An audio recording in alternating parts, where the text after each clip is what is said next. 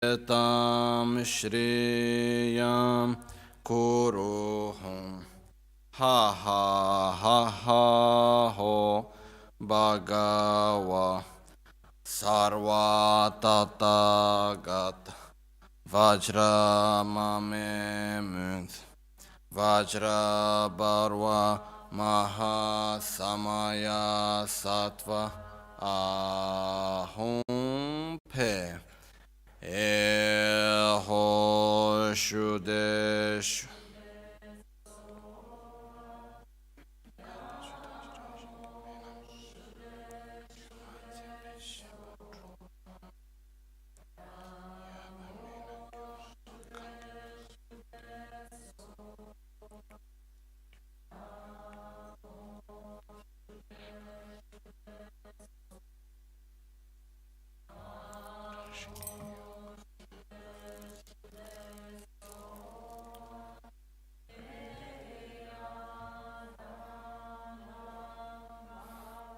Shude Shude Soha Om Muni Muni Mahamuni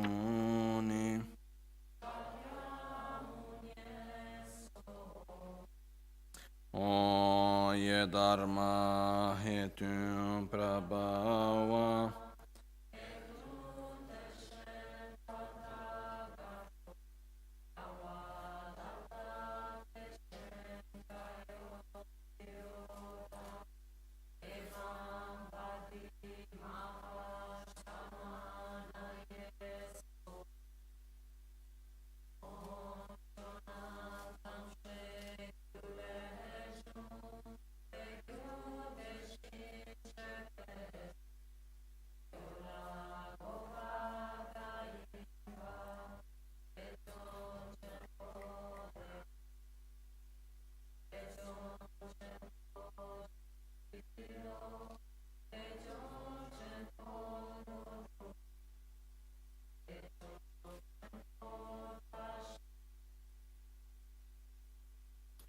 Lojo sambo pagyo trashi pa tuche tempe trinle yarngoda pege drolo zambe zebrache pande lame shabla solvade Om Guru Vajradhara Sumati Munisha Sane Kar Utta Vardanya Shri Bhadra Varsa Manya Sarva Siddhi Hum Om Guru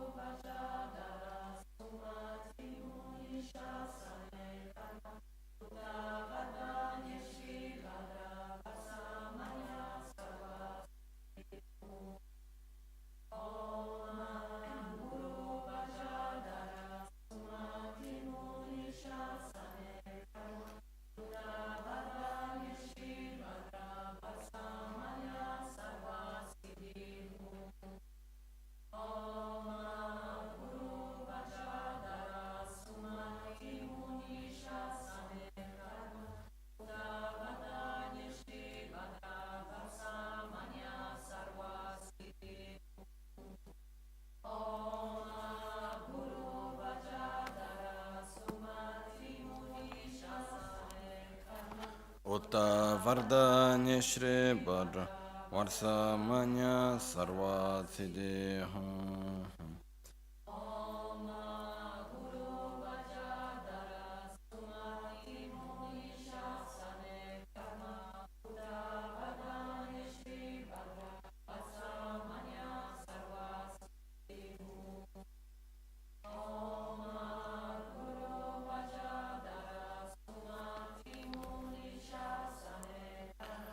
Uttava Shri Bhadra Varsa Manya Sarva Siddhi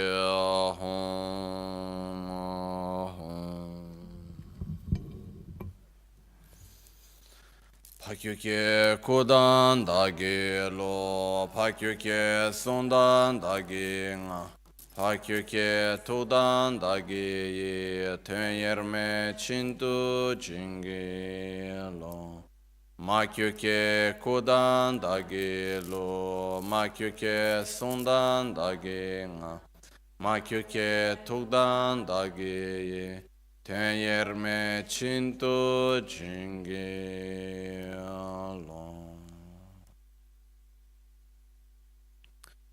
Sangye Chodan Soge Chonam La Chanchu Bhardo Dani Kyapsu Chi Dagi Jinso Give Sonam Gi Drola Penchira Sangye Druparasho Sangye Chodan Soge Chonam La Chanchu Bhardo Dani Kyapsu Chi Dagi Jinso Give Sonam Gi Drola Penchira Sangye Druparasho Sangye Chedan Sogi Chanamla Chancho Bhardo Dani Kyapsu Chi Dagi Jinso Give Sonam Gi Drola Penchira Sangye Druparasho.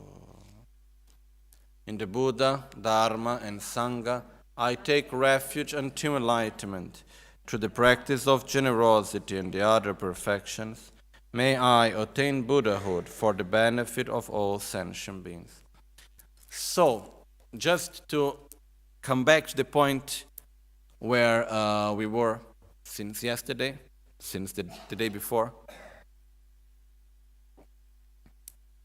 we are in the 9th chapter. And the day before yesterday, we saw from verse number 6 to verse number 14. We concluded verse number 14.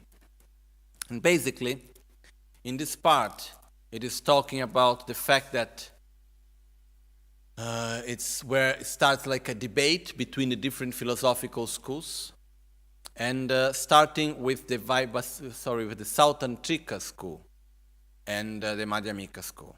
The Madhyamika school, Madhyamika Prasangika to be more precise, is the school that Shantideva followed, and it's like the main view of Buddha. But Buddha, when teaching the Dharma, he taught the Dharma in different ways to adapt to the mentality of his own disciples. You know, there were many people to whom, if he went right away and he said, all phenomena lack self-existence, nothing exists by their own characteristics, all phenomena are empty of inherent existence, nothing exists in its true nature as it appears, and so on. Many people will fall into the extreme of nihilism and say, oh, so this means that nothing exists. What can I do now? Nothing exists. Okay? So there is no karma, there is no me, there is no you, nothing exists. So in order for this not to happen, which is very serious if this happens, it's very dangerous. In order for this not to happen, Buddha started by saying to some disciples, phenomena do exist. First thing. They are not an illusion. You see, the table is here. Fire burns if you like or if you don't like. Fire burns. It has its own characteristics. If you take, for instance, fire, water, fire will burn if you believe it or not. You know, if the fire starts coming and you don't think it's fire, it will still burn the tree in front of you. Water, it's wet, if you like it or not, you know. Even if you do not believe in gravity, if you throw something upwards, even believing it's going to come down, it's gonna come down, if you want or not. You know? Like once I had my little cousin, and he thought that he was quite small actually. He was very active when he was very small. And now he's very calm, but when he was very small, he was very active. And he had the idea that he was Superman one day. So he jumped from the how do you call this, beds with two, bunk bed? Yeah, from the bunk bed. He jumped from it like this. And he hit his head so hard on the floor. And his arm, he really hurt himself somehow, you know. And why? Because he really thought he could fly somehow, you know. But even if you really believe that you can fly, this will not make you fly. I'm sorry. You are not Superman. We still have the law of gravity. You know, so this is what the first schools are saying. Buddha is saying, look, there is an external reality. You cannot say, oh, it's not there, and so on. So phenomena do exist by their own characteristics. Okay, this is the first step. And even when we study Buddhist philosophy, the first years, we study very much these schools. Because it's very important in the beginning to have a stable basis of the existence of phenomena. Later, we will learn how they don't exist. There is a difference of not existing in a specific way and not existing. Okay? There's a big difference between the two. But if we don't stabilize first our mind in the way how phenomena actually do exist, there is the danger of thinking that they totally don't exist. So these first schools that Buddha taught, that phenomena do exist by their own characteristics and so on, things really exist, when they come confronted with the Madhyamika Prasangika view, or the Madhyamika view in general, in which it's saying, phenomena do not truly exist. And then they say, that's not possible. Phenomena do exist. Okay, so here comes this debate. So, making it short, it's more or less like this. Let's say we take this glass, for instance. Does the glass exist or not? It exists, right? We are sure about it? Yes, so the glass does exist. Okay. So, but what's the true nature? Does it truly exist? What's the true nature of the glass? Is it being a glass? What do we understand by true nature? That's the main point. Otherwise, how can we give the answer? True nature is something that if we go to analyze and search, by the end of an analysis and search, that's what we will find. So if we look and we say, where is the glass? Is it in its parts? Does the glass exist independently of the observer or not? Does this glass exist as a glass independently of the name that we attribute to it? Independently of the observer? No. Because it can exist. If it existed by its own characteristics as a glass, independently of the observer, it will mean that anyone that will see it will say, look at the glass. Does this happen? No. If it would be for the glass, it could be for anything, you know. Take, for instance, the image of Trijang Rinpoche. If it would exist from its own characteristics, anyone that we would see would say, oh, look at the image of Trijang Rinpoche. Okay, we would need no explanations in the Gompa. Everybody would just come and know everything. Because everything exists as they are from their own characteristics.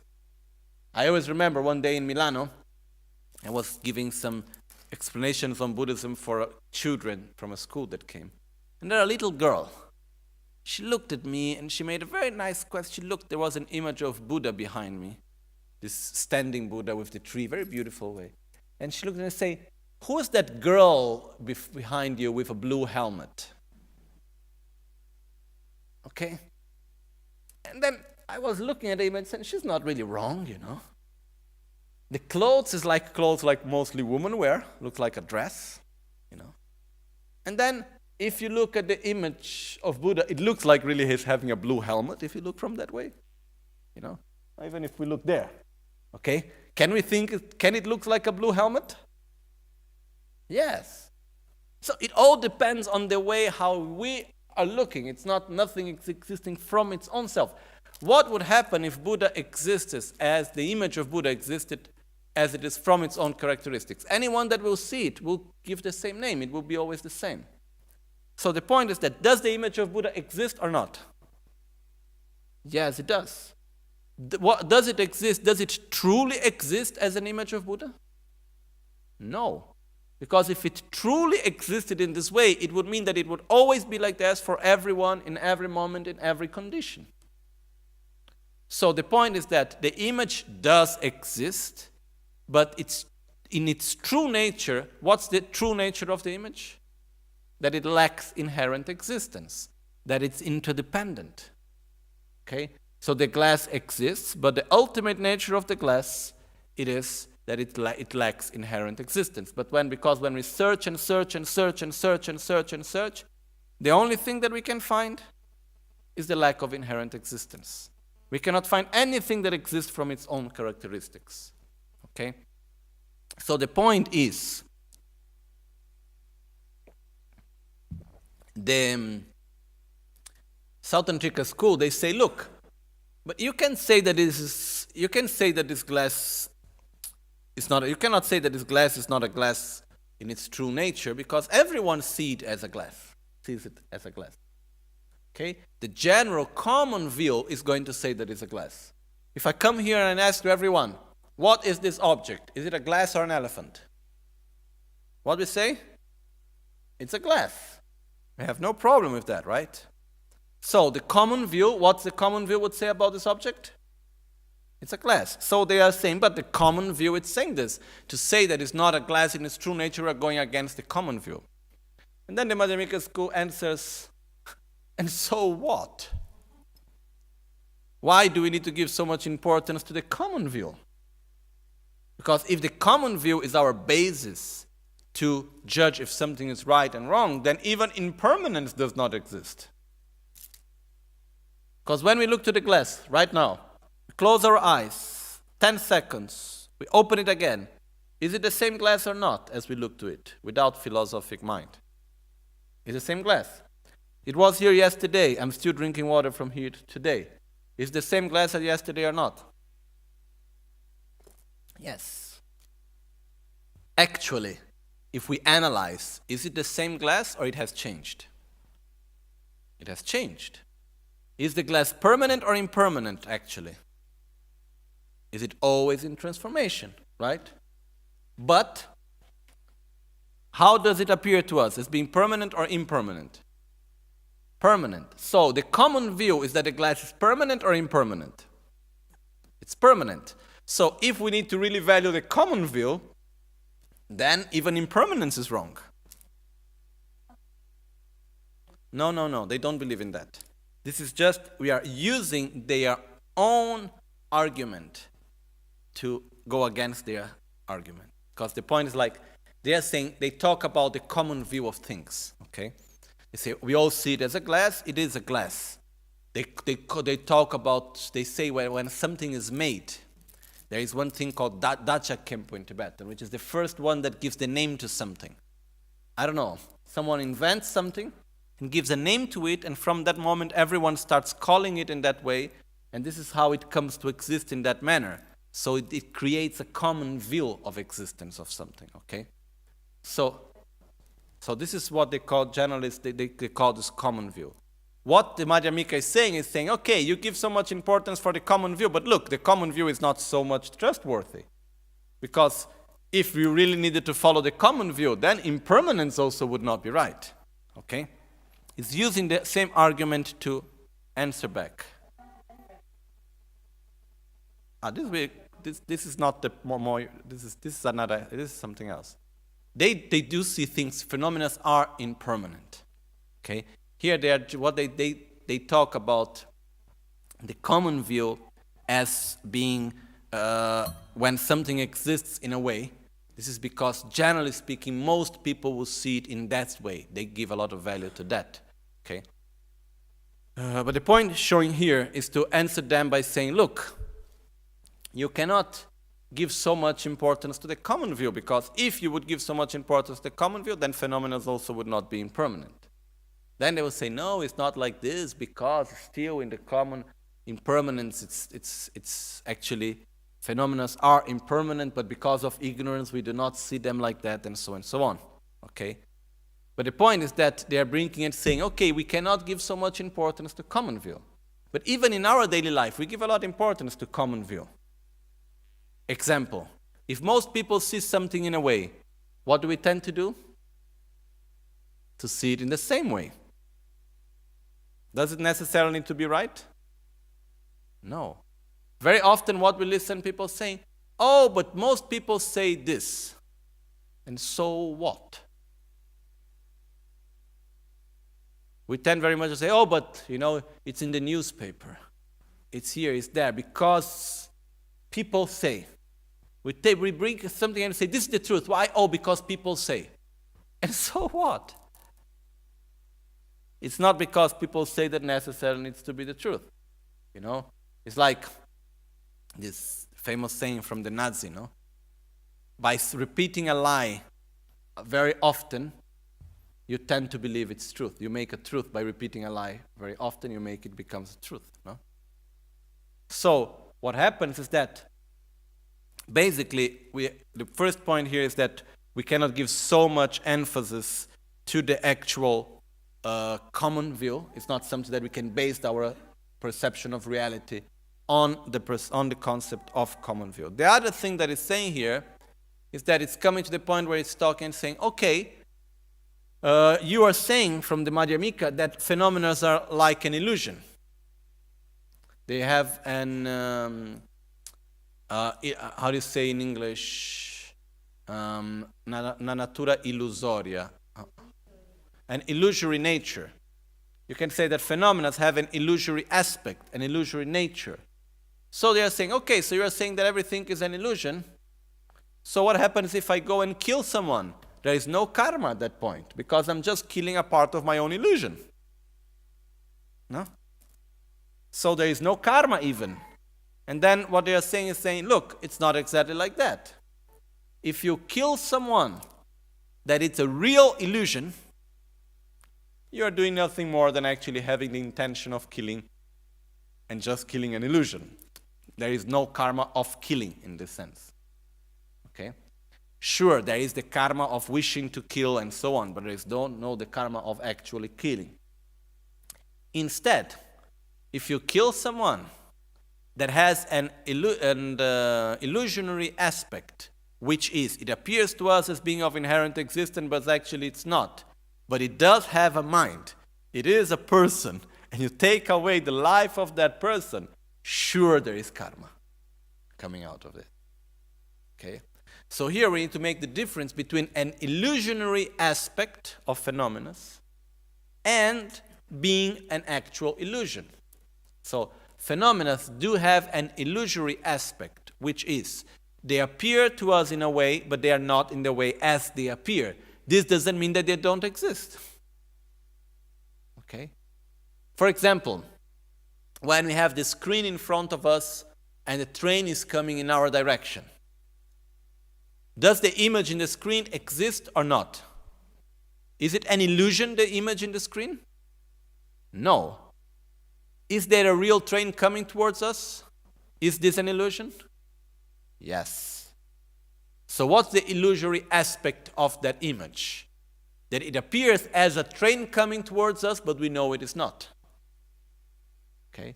Similar to that, and because of this, it doesn't mean that the image of the train is not there.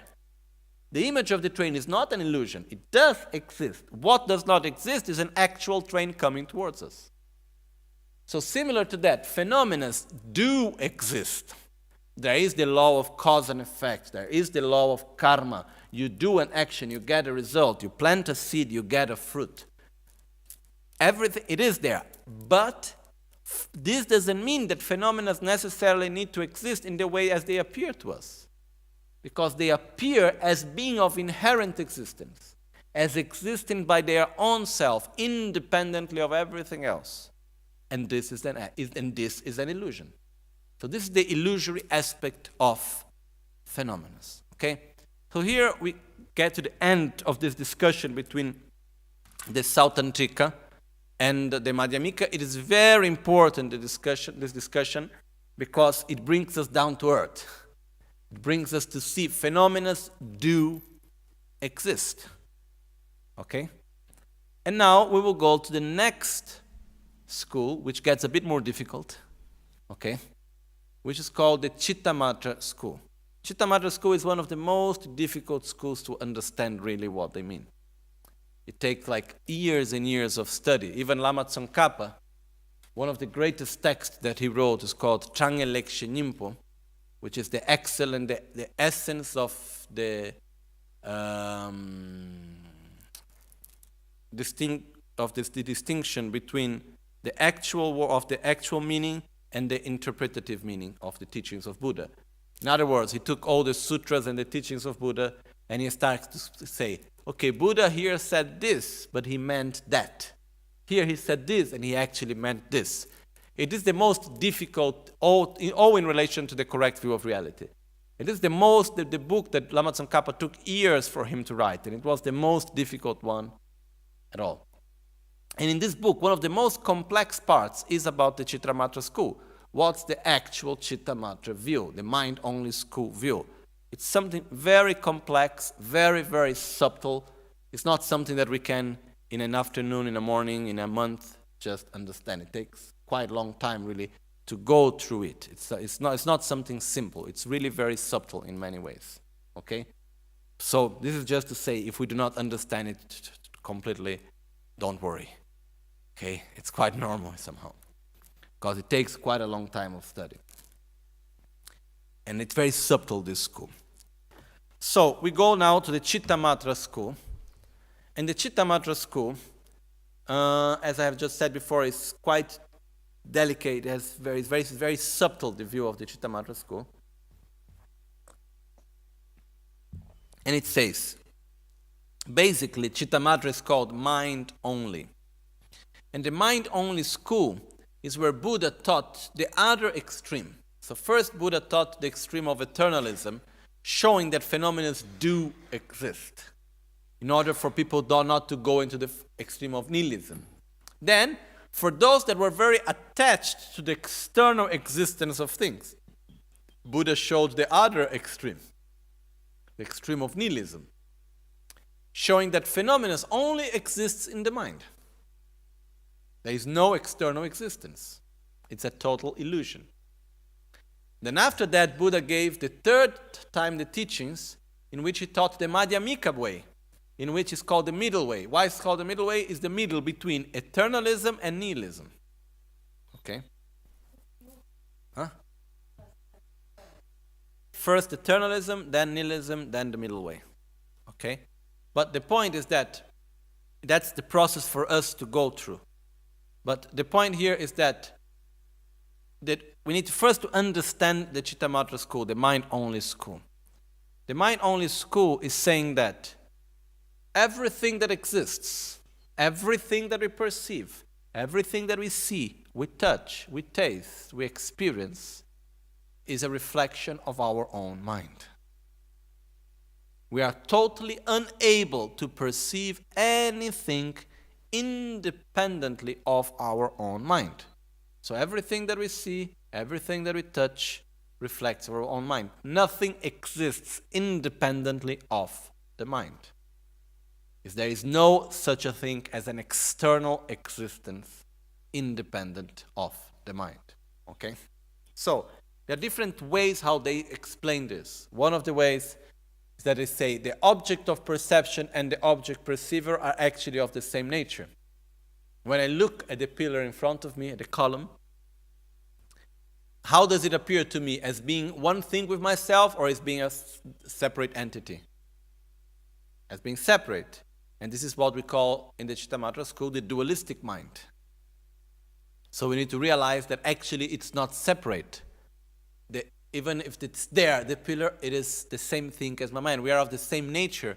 We are just giving two different names, of a different appearance, but they are actually of the same nature. Because the pillar that I see don't exist without my own mind seeing it. Okay? So, it's not that my own interpretation of this school is saying that it's not that everything exists only in the mind. Everything exists from the mind. Which means nothing exists independently of the observer. Okay? But at the same way, they go very strongly in this view of everything is in the mind. Okay? So what the Chittamatra school say is that the mind truly exists. External reality does not truly exist. It is an actual illusion. What truly exists is the mind. Okay? So when they come to this point that the mind truly exists, it goes into conflict with the Madhyamika school, because the Madhyamika school says nothing truly exists. Not even the mind. Not even emptiness itself, actually. Okay? So nothing truly exists. So the first two schools, the Vaibhasika and the Sautantrika, they came and they said, I'm sorry, but external reality truly exists. You cannot say that it does not truly exist. It's here. It's solid. And then the Chittamatra school is saying, I'm sorry, but the mind does truly exist. You cannot say that the mind does not truly exist. If there is something that exists in this world, it's the mind. The mind does truly exist. Everything that exists is a manifestation of the mind itself. Okay? So, let's see how this debate goes on. And it says, we are in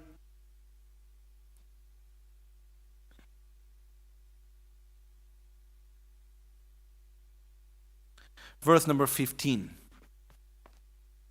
Suppose, like the Chittamatrins, you then asked,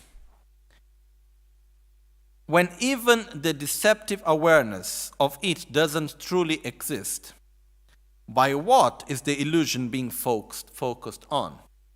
The Chittamatrins are asking, if even the mind that creates the illusion, that perceives the illusion, does not truly exist, who is making actually the illusion?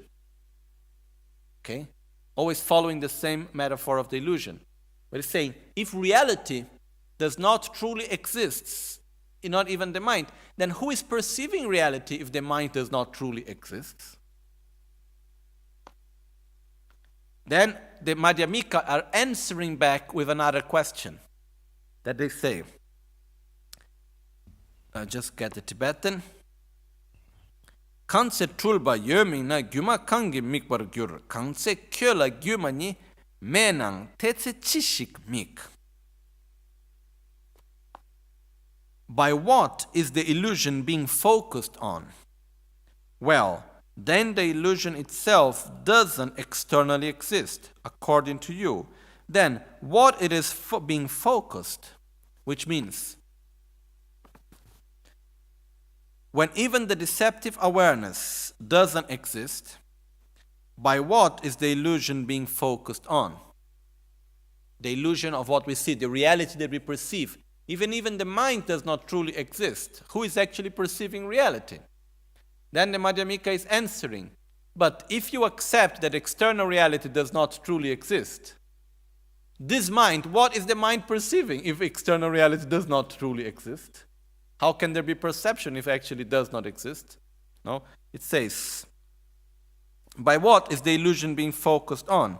Well, the Madhyamika says, when the illusion itself doesn't externally exist, when external reality doesn't actually exist, according to you, then on what is the mind being focusing on? What is actually being perceived? Okay, so the Madhyamika is answering with a question. Because the first question was, if the mind does not truly exist, how can it perceive anything? Then the answer is, if external reality does not truly exist, how can it be perceived? Okay? Why? Because the Madhyamika school, the Chittamatra school, are interpreting the concept of truly existent as existence. This is the confusion that is made very often. Being truly existence doesn't mean existing. It's two different things. It can be totally lack true existence, which means inherent existence, and still exists. Okay? But the point is that according to the Chittamatra school, the mind inherently exists. External phenomena lack inherent existence, but the mind actually exists inherently, independent of everything else. It's the creator of all universe, of the whole experience. So, here it continues saying, Kalte, and here the Chittamatra answer back, Kalte teni tu shen ye, namba teni sem ni yin.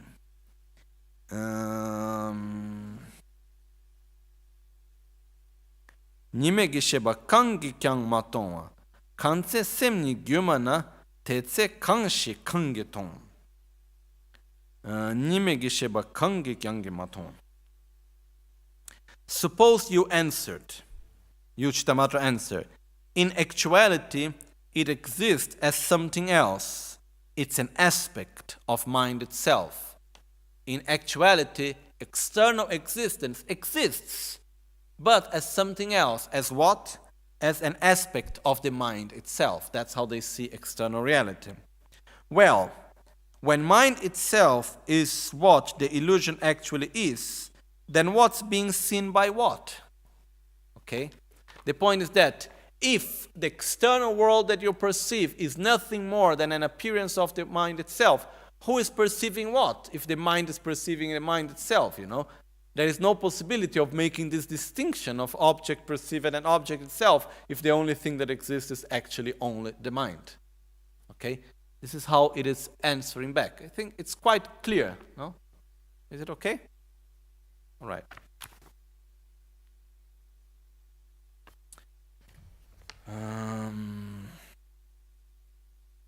Let me just check the commentary 1 second, just to assure that we're not really losing much. Kangetse sem samba kyola songja chiro gi tendo nawa tartu drumnas.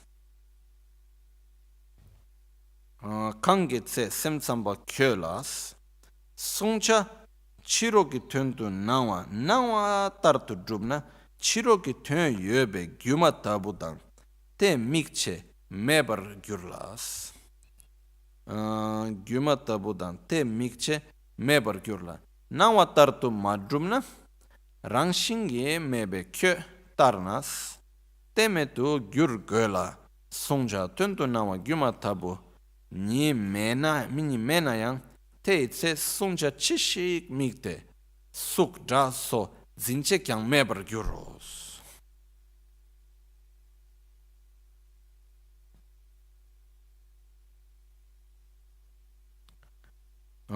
Konare kalte chiro tendu nawa targi ten teni mekyang tele shentu yote suksogi namba teni sem nigi zeno shenas nimegi sheba kangi kyang matongwa dang tibe le rangri gakpas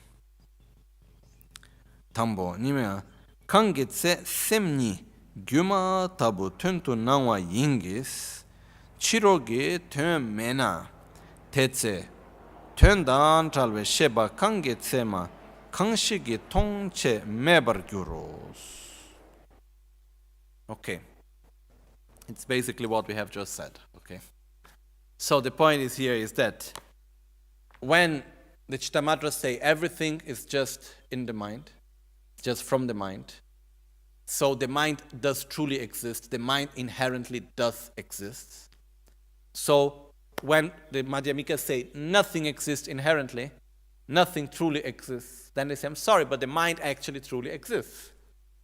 And then the Madhyamika answer with a question saying, if the mind truly exists, okay, then, and you are saying that the mind cannot, be lack true existence because it perceives phenomena, because it exists, basically. The main point here is that both the Southern Trika and the Chittamatra school cannot make the distinction between existence and lack of inherent existence. and inherently existent, basically. If it exists, it inherently exists. They are not able to make this distinction. So, the first school is saying external reality does exist, and that's why they are inherently existent. The Chitta Mantra school says the mind does exist, that's why they are inherently existent. Or better, they are inherently existent. Why? Because they exist. They are not able to perceive existence at the same time lacking inherent existence. And this is from where all this confusion is coming, actually. Okay? And the Madhyamika school says, no, phenomena lack inherent existence, but this is not a reason for them not to exist. Okay? How does this actually happen? In the first Sautantrika school, what did the Sautantrika school say? External reality exists there independently of the mind, so it is inherently existent. And what now the Chitta Mantra school is saying? The mind exists independently of the world, so it exists inherently. And the Madhyamika is saying, I'm sorry, not both of them are wrong. Both external reality does exist, internal reality does exist, the mind does exist, but both of them lack inherent existence. Okay?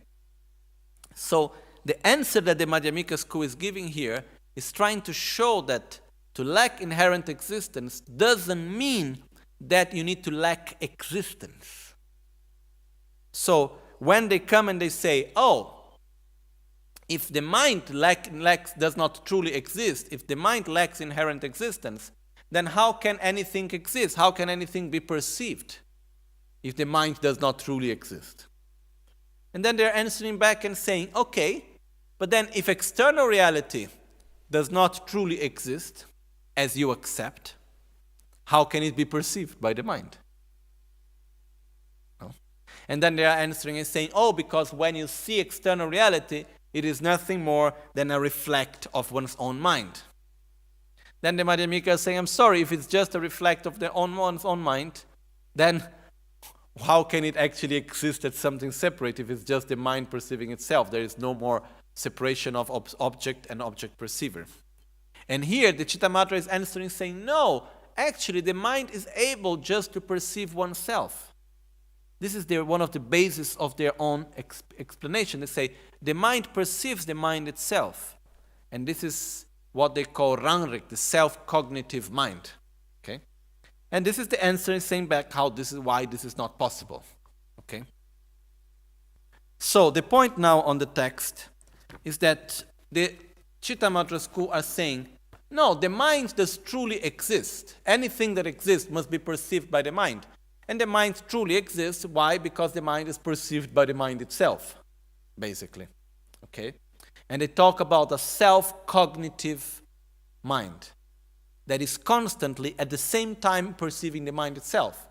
But even if we look, just on our direct experience, are we able to perceive our mind? Yes or no? Yes. Yes. But when we perceive our mind, our thoughts, when we observe our own thoughts, can we observe our thought as they happen simultaneously or is a little bit after? No, you are not able still to perceive the mind, the thoughts as they happen. Okay? You can observe your sensations. It's different than the fact of Vipassana is developing perfect concentration. Okay? So the point is that even when, in any aspect, just think about our direct experience, what we know. When we observe our thoughts, are we observing them as they happen simultaneously, or there is a small distance in between, even if it's milliseconds? There is a slight delay there. Okay? It's not happening simultaneously at the same time. So, here is what the Madhyamika are saying in order to explain that this self-existing mind, which is simultaneously, does not exist. It's saying, this doesn't mean that we are not able to perceive our mind. We can perceive our thoughts, but we cannot perceive the mind. The mind is not able to perceive the mind itself as it exists simultaneously. So it says, Which verse are we in? Verse 17. It's being said by the guardian of the world, which is a way of referring to Buddha. In fact, Buddha said, the mind cannot see mind, just as the edge of a sword cannot cut itself. So it is with the mind. So it's said there are two main examples that are given. The mind, the sword can be as sharp as anything, but a sharp sword cannot cut itself. An athlete can be able to jump any object, but not to jump oneself. So the mind can be the most developed mind, but the mind is not able to perceive itself.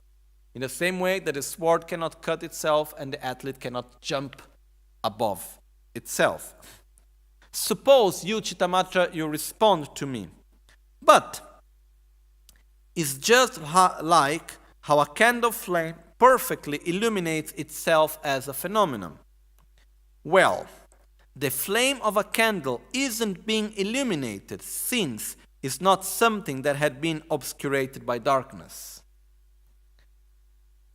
The Chittamatra will answer, no, the mind sees itself just as the light illuminates itself.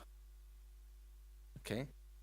The answer here is, the light does not illuminate itself because it has never been darkened. You can only illuminate something that is dark. The same thing, can you say that darkness darkens itself? No. The same way you cannot say that light illuminates itself. It is already of the nature of light. So the same way you cannot use this example to say that mind sees itself in the same way that light illuminates itself, because it is already of the nature of being cognitive. It cannot see itself.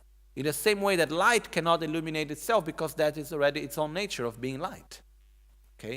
In the same way that you cannot say that darkness darkens itself. Okay? Suppose you, Chittamatra, you replied, well, a blue object, for example, doesn't depend on something else for its being blue, as does a clear crystal. So, like this, some things are seen that depend on others, and some that do not depend, and that do not so depend. Well, when something is an example of non-blue, it can't make itself blue by itself. And what blue object can make itself blue by itself? Okay. Suppose you persisted, but it is cognized by a cognition, and it can be said the candle flame is illuminating itself. When, upon its being cognized, by what can that statement be made? A mind is illuminating itself.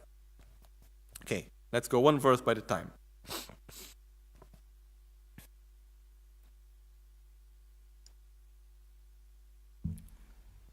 Suppose you replied, there are two different types of phenomena. Those that depend on their own characteristics and those that depend on others to exist. For example, we take the two different types of blue. I have the self-existing blue of lapis lazuli, and I have the blue that is the blue that reflects on a crystal. Okay? If I put a crystal or a glass nearby the blue, and I see the blue in the glass, the blue that I see in the glass is not the blue of the glass. Even if I put a blue and I put a lapis lazuli, then I put a glass in front of it, when I look to the glass, do I see the blue color? The blue color that I see in the glass is the blue color of the glass, or is it reflected, is a reflection of the lapis lazuli?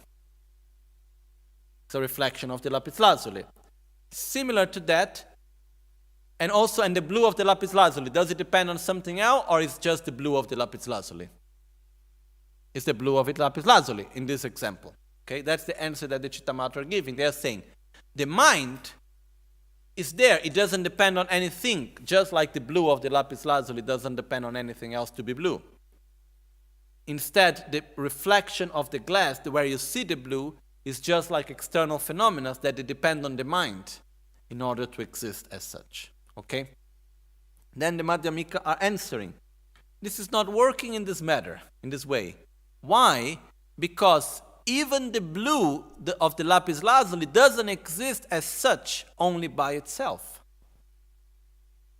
It needs also, it is interdependent, it needs the imputation of the name, it needs the observer in order to exist in that manner. So this example is not fitting, because the mind doesn't exist only by itself because it exists, and that's all. The mind to exist, it needs objects of perception. Okay. Any mind, for example, the mind that perceives the blue, does it exist independently of the blue? The mind that perceives the blue, does it exist independently of the blue? No. The blue, does it exist independently of the mind that perceives blue? No. Does the mind that perceives the glass, does it exist independently of the glass? No. Does the glass exist independently of the mind that perceives the glass? No.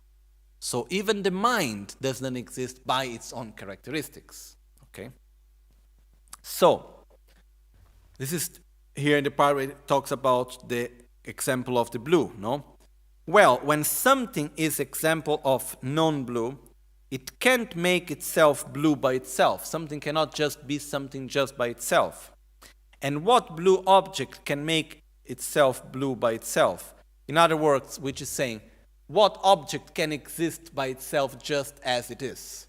Just make it by itself as such. The glass cannot be a glass just by itself. The mind cannot be mind just by itself. A perception cannot exist as a perception just by itself. It needs interaction. Okay? So, it continues as it says, suppose you persisted, but it is cognized by a cognition. That's why it exists. It is perceived by the mind. That's why it exists. It can be said, the candle flame is illuminating itself when, well, upon its being cognized by what can that statement be made? A mind is illuminating itself.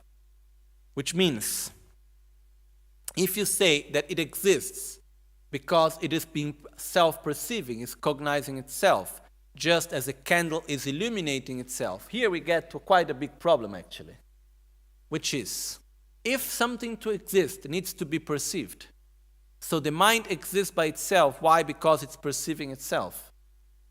Then the mind that perceives the mind, does it exist? For it to exist, it needs to be perceived by itself. So then I need a mind that perceives the mind, that perceives the mind, that perceives the mind, that perceives the mind, that perceives the mind. And all of this happening simultaneously. So it's simply not fitting.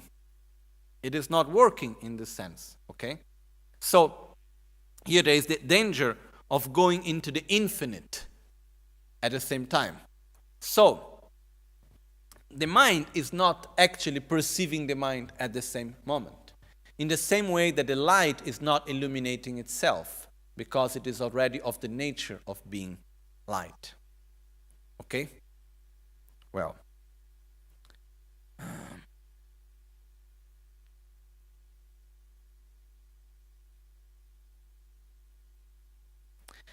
And what it says, and when it's never being seen by anyone, then, which means the self-cognition mind has never been seen, has never been perceived directly in this sense. So, when it actually logically, there is no reason for it to exist. We say that, as Buddha has said, mind cannot perceive the mind just as a sword cannot cut itself. Then discussing whether it is luminous or it is not luminous, it's meaningless. Just as discussing how beautiful is a daughter of a woman that could never have had a daughter. Okay? It's like, it is simply not fitting. Or it's like discussing how long and sharp are the horns of a rabbit. It's pointless to discuss about something that does not, about the characteristics of something that does not exist, basically. Okay? So to say if the mind is luminous, that illuminates itself or not, it's useless when the self-cognition mind, when actually the self-cognition mind does not exist. No, just check the Tibetan 1 second.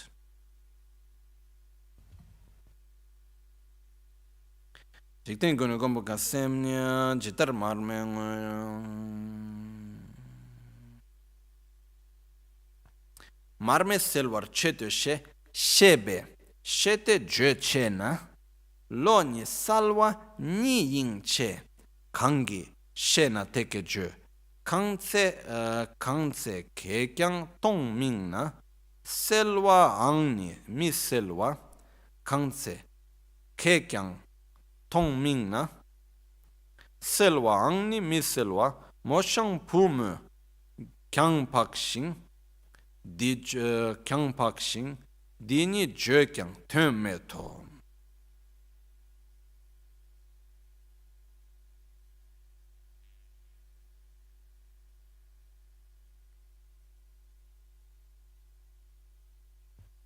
Okay.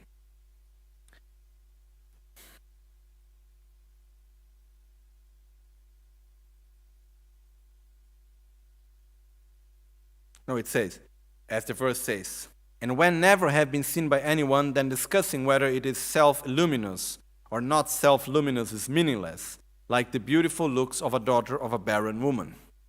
Okay.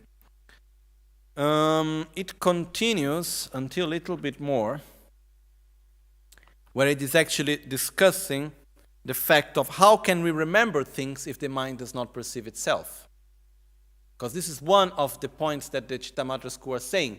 The mind perceives itself because we can remember our own thoughts, we can remember our own emotions, we can observe our own mind.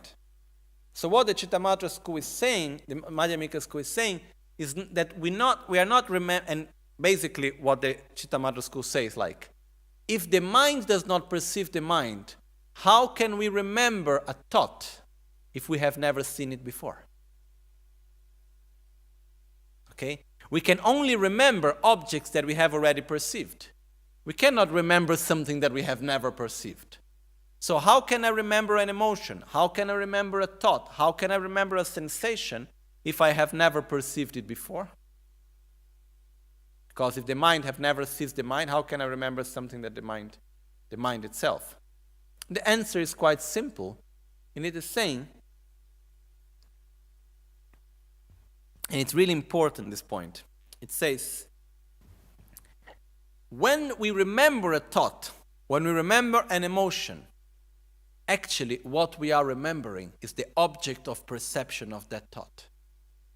And by remembering that object of perception, the mental image of what we have perceived, we bring back the same emotion. Question. When we remember an emotion, okay, and we feel it again, how we have experienced it and so on, is it exactly the same as we had at the time, or it changes in time? Our memory, does it remain the same or it changes in time? Changes. So basically what happens is that we remember the object of the sensation. And by that we revival the similar sensation. Okay? But what happened is that we revival what have happened when I met you, what I felt. So by remembering the experience, by remembering the object of perception, by remembering the mental image, I once again generate a similar sensation and a similar thought and so on. But it's never the same because I have changed in the meantime. Okay? So, this is one point. The other very important, we are not going to, tomorrow or the day after we will continue the text on this. Okay? But just one important part to conclude here, just for us to get to an important point, is that when we say that something to exist it depends on the imputation of the name. Okay? It depends on the mind. Nothing exists independently of the observer. Okay? Then we ask, how does the observer exist? If nothing exists independently of the observer, how does actually the mind itself exist? Okay. The point is very simple. It took me quite a long time to understand it, but it's actually very simple. It took me like 2-3 years debating about it and asking many teachers really to get it. And I got this point when studying exactly this aspect of the self-cognitive mind, which says, external reality does exist, but it does not exist independently of internal reality. Internal reality does exist, but it does not exist independently of external reality. So when we say that everything exists independent of the imputation of the name, okay, it means that the mind to exist, it doesn't need a mind that perceives itself. It needs an object of perception. Okay? Why does the mind that perceives the glass exist? Because of the glass. Why does the glass exist? Because there's the mind that perceives the glass. It's like here and there. Does here exist independently of there? Does there exist independently of here? Or big and small? Does big exist independently of small? Does small exist independently of big? One exists in dependence of each other. And that's why they are actually of the same nature. So external reality exists in dependence of internal reality.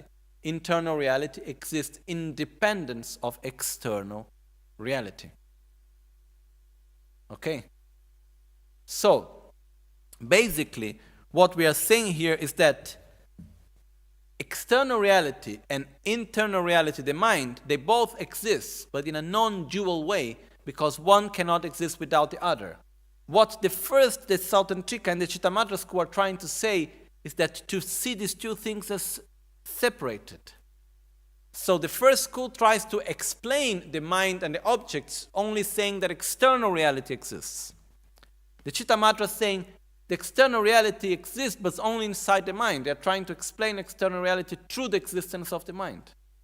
And the Madhyamika is saying external reality does exist, the mind does exist, but they only exist in dependence of each other. They don't exist independently.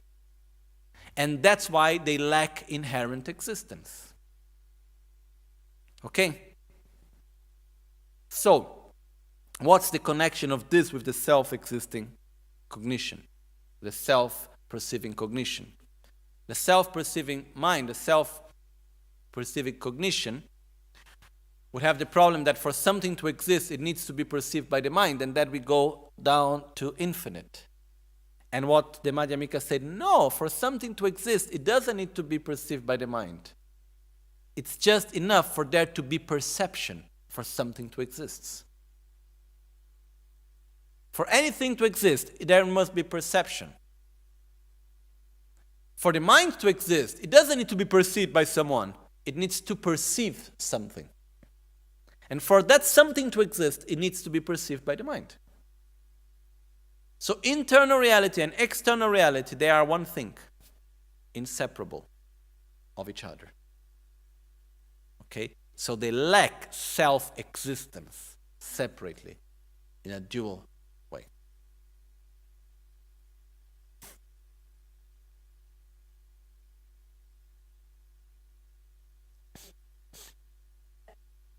No, the glass cannot exist even if you're not perceiving it. What is existence? There is no such a thing as a general existence that is perceived by someone. Does the glass exist? Okay? Generally speaking, independently of me, because someone else perceives it? Yes. But there is no such a thing. When we talk about existence, we are talking about the existence that I perceive. There is no such thing as a general existence perceived by each one of us. There are infinite individual existences that together creates a general existence. So the point is that, okay, when I am not perceiving the glass, There are little animals, there are little something is perceiving the glass, so it makes it to exist. But the point here to understand, basically, is that the external reality exists in the moment that there is perception. The perception exists in the moment that it perceives something. So they are both interdependent. There is one making the possibility for the other one to exist, and that's why basically they are of the same nature. In other words, what happens is that for me, for you, only exists what we are perceiving at the present moment. Existence, where is existence? It's in the present moment, right? Does the past exist now? What is the past now? Memory, right? What is the future? Possibilities. Okay. So what's the actual existence? The present. What is the present? Is perception. The very right instant. Okay. So our own personal reality, it's linked with time and space. Okay. What exists for us is what we are perceiving. This doesn't mean that external reality does not exist. This doesn't mean that when I get out of the gompa, the glass dissolves and is not existing anymore. What it means is that my own reality is what I perceive at every instant, at every moment, wherever I am. That's basic.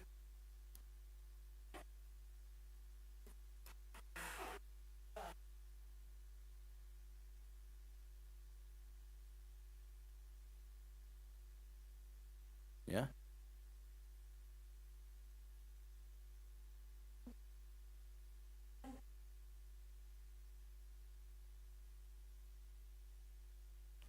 No, it's not only that. The Southern Trika, they say that external reality is there, independently of what you think. It's there. Fire burns, things like that. Not necessarily. Okay, if you lick the little animal that is in here, he doesn't know there is a glass. Because he has a totally different experience, the same way that the fish and the guy that is in the boat sees the water in a completely different way. Okay? It's totally different the way we experience things. Okay? So this is the point. The point is that reality is experienced in a different way, and it's different realities as we experience it.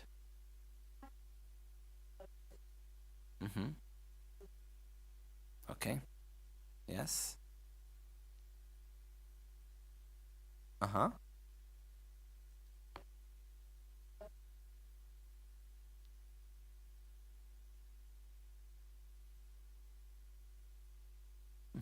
No, you are not perceiving it in the sense that you are not looking at it.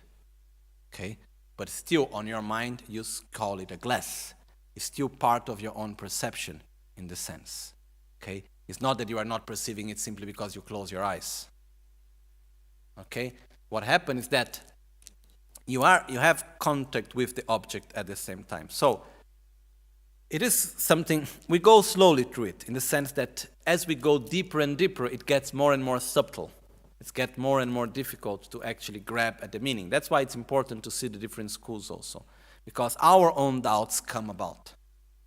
Okay? Which is very important to debate, to open, and so on. But as I said from the beginning, we don't need to have the expectation that we will simply understand everything in 2 hours, okay? It takes time to listen, to reflect, and like this we'll go on and on again and again, okay? But the main point here now, coming back to the text, is that phenomena exists through the mind, but not only. There is a dependence between internal reality and external reality at the same time. This is the important thing for us to understand. And gradually, we get to understand it more and more clear, okay?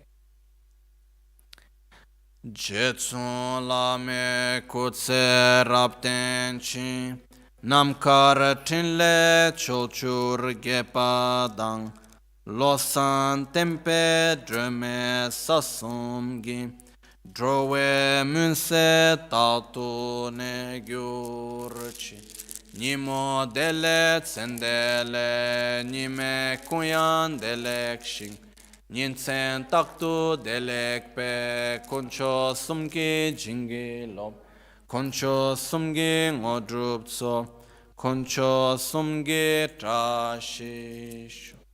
Oma ontemba lame sangye rinpoche, kyoba lame tamcho rinpoche, drenba lame gendo rinpoche, kyamne kuncho sumla cho pa, locho sambo pa gyu trashi pa, tuche tembe tinle, pe gedrulo zambe zebra che, panden lame shela cho pa, buloma hum oma hum oma. Buon appetito, grazie a tutti.